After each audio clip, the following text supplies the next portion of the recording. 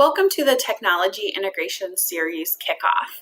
So when you all were surveyed at the very first faculty workshop, one of the main choices or one of the top choices for faculty development was on technology integration. So today is going to kick off a short series. In addition to this morning, you're going to have 3 optional workshops this afternoon and then 2 more workshops upcoming in this semester. So what we're going to be talking about in today's kickoff workshop is when should we use technology and how do we use technology more effectively?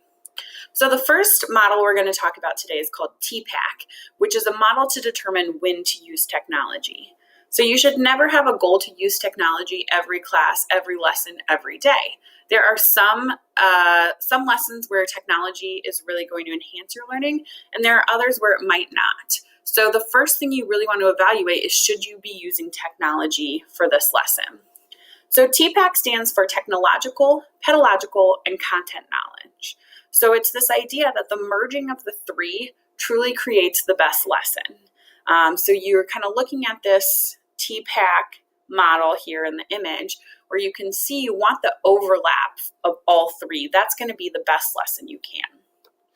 And you really want to start with content knowledge. So what you want the students to know is the most important part of the lesson. Right? That's why you're teaching it. So content should always come first when you're planning a lesson. From there, you should think about the pedagogy. So what are the good strategies, the best strategies for student learning for this particular content? Are you going to be doing some hands-on learning? Are you going to be doing active learning? Is it content that is going to require lecture? You want to think about the pedagogy behind it. And then finally, technology will come in third. And technology should be there to support the learning. So it's there as a support for content and pedagogy. And you want to hit that sweet spot, which again is where all 3 overlap to truly enhance the learning that your students will have. So as you start planning a lesson, start with content, right? Content is king. That's what you want to start with. What do you want the students to learn? And that should always be what you start planning with. From there comes pedagogy. What's the best way to help students learn this information? And then finally, technology should support it. So never start planning with technology. You don't want to say, oh, there's this really cool tool, I want to use it, and start your lesson there. Instead, you always want to start with content.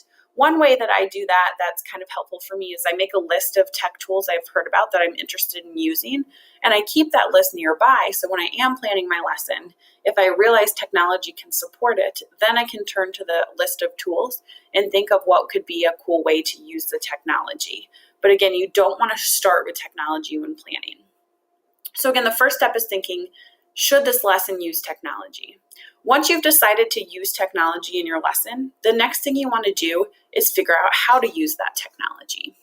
And that's where the SAMR model comes in. So the SAMR model is a way to help you integrate technology more effectively. And SAMR stands for substitution, augmentation, modification, and redefinition. So as people start using technology in the classroom, they tend to start in the S phase in substitution, where tech is just going to substitute out for something else. From there, you can start getting into augmentation when you start to have improvement. And those are part of the enhancement side of SAMR, and certainly it's a good place to start. I think for most people, when they start to use a new tool, they're going to start in the S or the A, just makes more sense. The better you get at technology integration, the further you can move on the SAMR scale.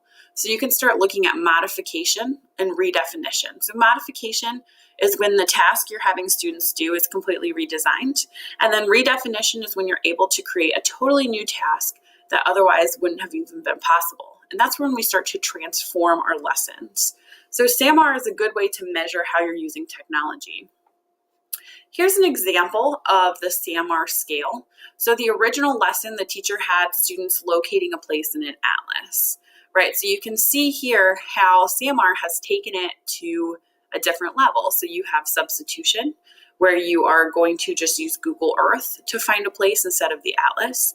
Augmentation, where now instead of just finding it, they're going to actually measure some distances between one place and another, kind of figure out a trip to that location maybe. Modification, where now instead of just locating the place, students are actually going to add layers to the map and start researching what that location is all about. And then redefinition, students are actually going to create guided, narrated tours of that place that they can share online. So again, you can kind of see how technology has enhanced the lesson from the original lesson to now this redefinition of a completely new way of doing it. Another good example is the coffee example. So if you typically make coffee at home, right, now you're stopping at Starbucks, and we can use the SAMR method at Starbucks. So substitution, you just get your regular old black coffee. So you're just substituting out your coffee at home for coffee at Starbucks. Augmentation is when you get a latte, right? You're changing it up a little. It's a direct substitute, but there's improvement, right? It's starting to taste a little bit better maybe. Modification is the caramel macchiato, right? So it's significantly redesigned coffee. It's not something that looks and tastes like your original coffee you made at home. And then finally, redefinition. Completely new task is our pumpkin spice latte, right? So this is inconceivable compared to the coffee you made at home. So it's just kind of moving up that SAMR scale. It works really well for fall weather we're hopefully starting to get. So what you can do is actually set goals for yourself for using technology using SAMR.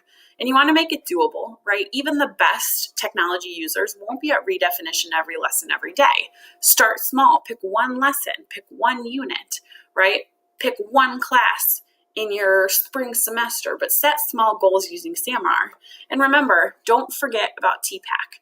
Don't use technology if it's not appropriate. If it's not going to truly enhance student learning, then it's not needed for that lesson.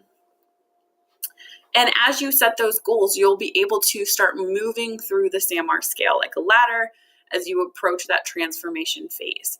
And that's when learning really starts to get impactful for students. Again, you can start looking at skills outside of content like collaboration, like creation, that you want students to be able to do.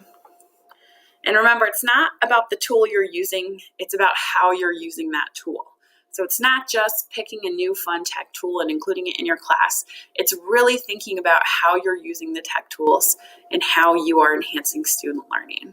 So what we're going to do in our workshop today is to work through some case studies using the SAMR method and see what we can come up with for each level of SAMR. Thanks, everyone.